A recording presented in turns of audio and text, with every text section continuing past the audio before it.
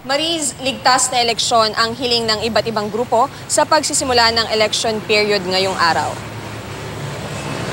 Isang unity walk nga ang isinagawa sa Quezon Memorial Circle sa Quezon City para hilingin at magtaguyod ng isang ligtas, malinis at maayos na midterm elections sa May 13. Nilahukan ito ng iba't ibang ahensya ng pamahalaan gaya ng Commission on Elections at Department of Interior and Local Government.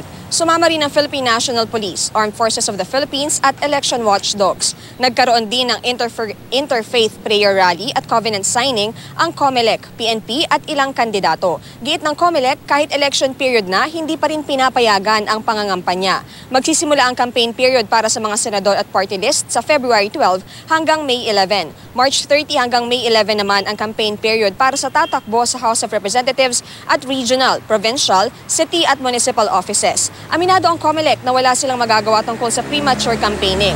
Dagdag ng COMELEC, wala pa ring regulasyon para sa social media campaigning.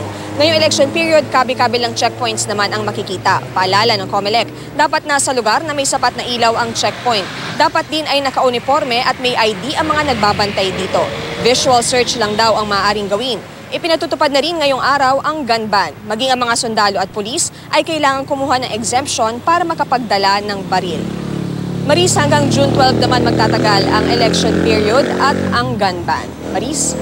Victoria, unahin natin tungkol dun sa magandang layunin itong Unity Walk. Pero before the election period even started, marami nang naitalang election-related violence. Ano bang plano nilang gawin dito? Kasi kahit naman ilang beses na nilang sinabi na paigtingin nila yung checkpoint, yung mga oplan sita, at kung ano-ano pang mga oplan, nangyari pa rin ito. At kung ikukumpara ba ito sa mga nakaraang midterm elections, kumusta yung figures? Victoria, kung nabigyan lang kayo ng impormasyon.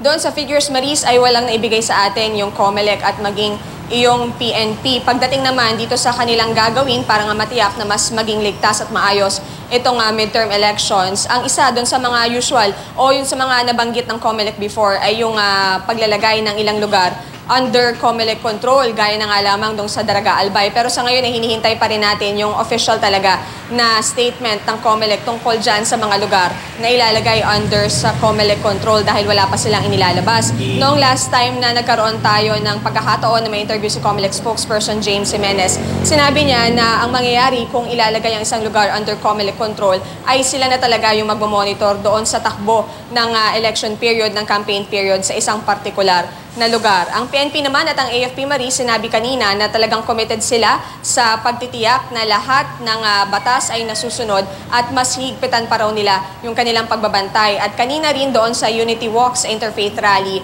at sa Covenant Signing ay nakiusap sila sa local at national candidates na gawin din ang kanilang makakaya para matiyak na on their end ay wala namang lumalabag sa anumang election regulations at laws. Maris?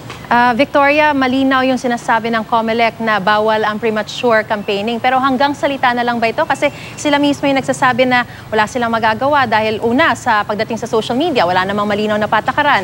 Pangalawa, pagdating dun sa talagang aktual na pangangampanya, bagamat hindi talaga sinasabi na pangangampanya pa yon, obviously and apparently, talagang nag-iikot. So ano ba, hanggang salita na lang ba ito, Victoria? Yun nga yung nakakalungkot, Maris, kasi tinatanong din natin talaga yung official ng COMELEC na nakausap natin from COMELEC NCR. Ang sinasabi nila, kailangan balikan yung laws, kailangan na magpasa ng laws na nagbabawal sa premature campaigning. Pero alam naman natin na hanggang sa ngayon ay wala pa talagang usad na nagaganap tungkol dyan. Kumbaga, parang matagal pa yung guguguling oras bago tayo magkaroon ng clear na law tungkol dito sa premature campaigning. Kaya baka talagang sa ngayon, wag naman sana, pero ang lumalabas nga ay parang medyo puro salita pa lamang yung nangyayari dahil puro paalala ang COMELEC. Pero nakikita naman natin sa napakaraming lugar dito sa ating bansa na ang dami na ring posters na bagaman wala nga nakalagay na vote, ay gano'n na rin. Nagpapakilala at nagpapaalala na sila ay tumatakbo para sa eleksyon. So ngayon, Maris, ang sinasabi rin ng COMELEC doon naman sa social media campaigning, merong statement si COMELEC spokesperson James Jimenez before na nagsasabi na